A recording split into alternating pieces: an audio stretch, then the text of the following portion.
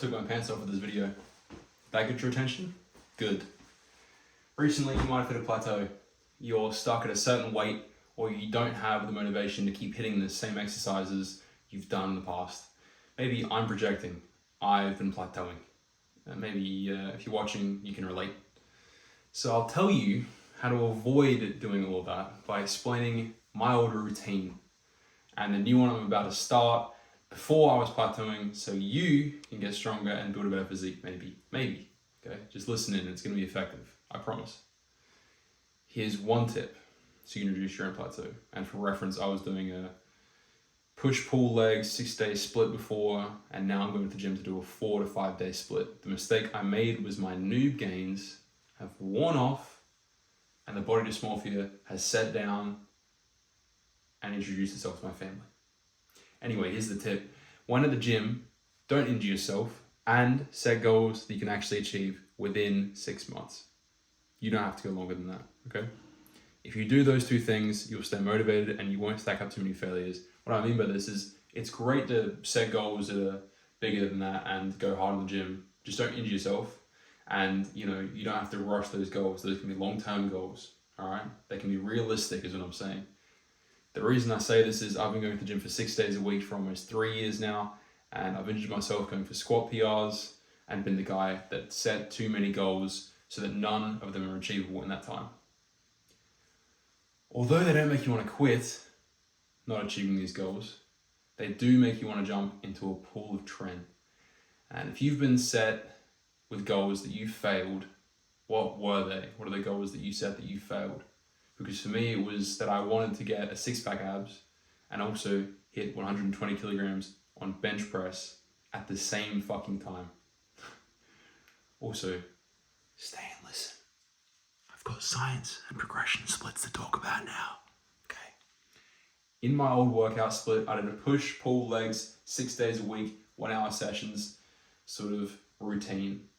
Push-pull legs means, if you don't know, I'll be quick with this. Push, chest, triceps, front and side delts, everything here, and the back of the arms.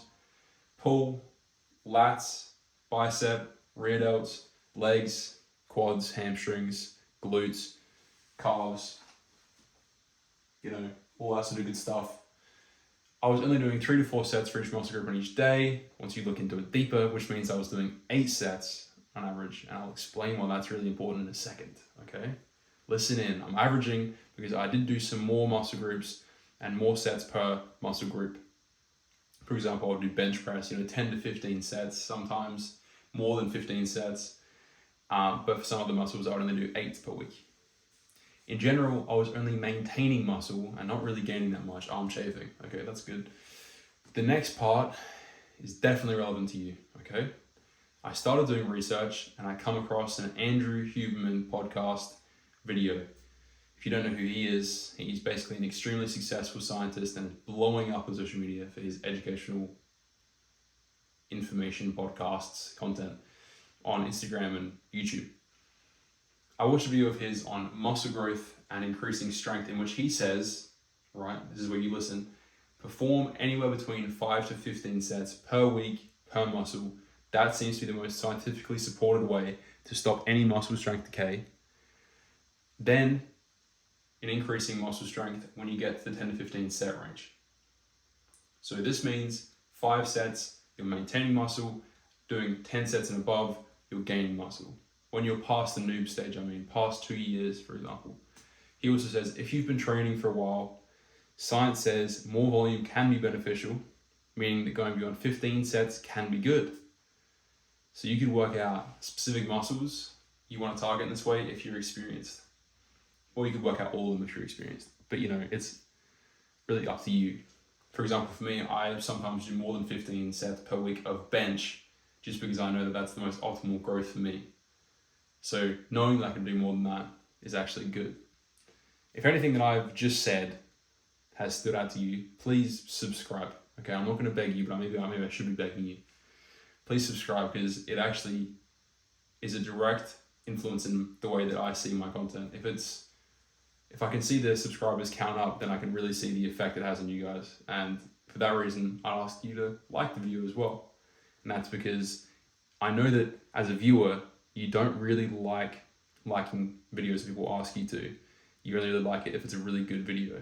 So if it's made any impact at all and done that sort of thing, then like it, and then I can tell. So then I can keep making future content even better, and that's like great for my channel as well. It'd just be fucking amazing if you could. Seeing what I just read though about the Andrew Huberman stuff, I realized I can probably do way more than I'm doing now, while also giving myself more time for life. And then I can probably improve my gains as well. If you don't agree with what Andrew Huberman said though, and his evidence, ask a friend what they think and see if they agree with it, okay? Just an idea. The split that I'm moving on to, and how Andrew Huberman's thing applies to what I'm doing now. Basically, the split that I'm changing to is a 4 to 5 day progression split, or the pro split. This means I'll be hitting each muscle only once instead of twice that week, like I was doing with the push-pull legs. I would hit 8 sets, because you do it twice per week, 3 to 4 sets. Twice per week is 6 to 8 sets. Instead of doing twice a week, I'll be doing once a week. But if I do 10 sets of that muscle group on the day, then I've already done more than my previous split in one day. That might sound intense, but it's not, because I'll explain it to you, all right? The split would go something like this, and you can use it as well if you want. Monday, chest and abs, bench press, incline bench press, cable flies, leg raises to target the chest, all the areas of the chest and the abs, 20 sets in total. It's a pretty easy day, okay? If you don't know what those exercises are, it'd be way easier for you to YouTube those exercises, because they would do a way better job of explaining what they are. Tuesday, back and rear delts. We've got pull-ups, lat pull-downs to target the lat specifically, seated rows for the mid-back, and reverse pec decks. In total, 20 to 25 sets. A bit harder than Monday. Wednesday, bear with me, stay with me, okay? Shoulders and abs. We've got these and these. Overhead, barbell press, and/or machine shoulder raises. Dumbbell lateral raises as well. If you can do 10 sets for both the front shoulder and the side shoulder, and even the back shoulder, but I guess this is more the front shoulder and the side shoulder focus, then you're good to go. You don't have to worry about anything else, all right? Then we break on Thursday.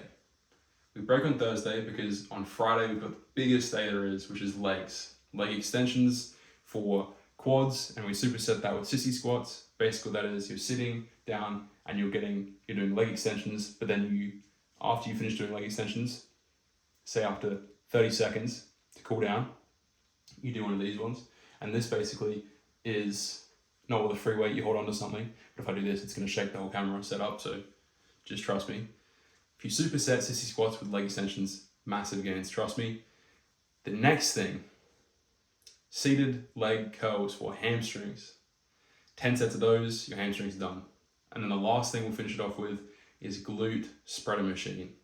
I actually don't know what the machine's called, so it's gonna be called the glute spreader machine for now.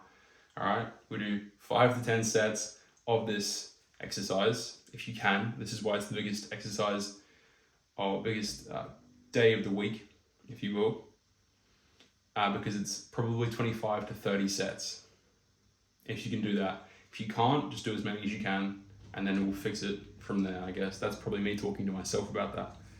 Saturday, the last day there is for the split. Arms, we've got dumbbell bicep curl, a fucking classic. You can't go wrong with that. Then we've got bar cable curls, which is you put the bar at the bottom of the cable, you attach it and you pull up like this. Really, really effective. Cable tricep pull down, which is this one, pull down like that. And then cable overhead tricep extension, which is over the head like this.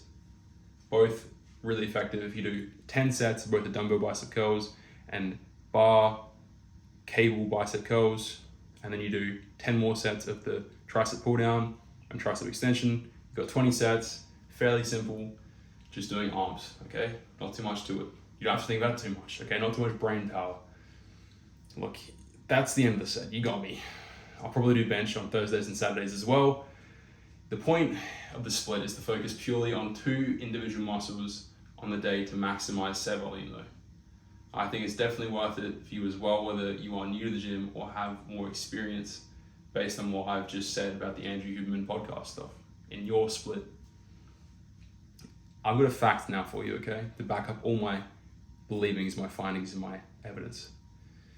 When you're at the gym, why do you think some people have massive amounts of arse and no bicep? This is because volume of sets towards arse. You know, they've got the arse sets maximized, right? The arse stat is maximized and the bicep stat is really low. That's just how it is. Also, if you're interested in doing a 4-day split, that's not this one, look up the Dorian Yates split. It's a really famous one and it's very effective from what I've heard. Now that that's all explained, I'm gonna go bench. Courage can change any outcome.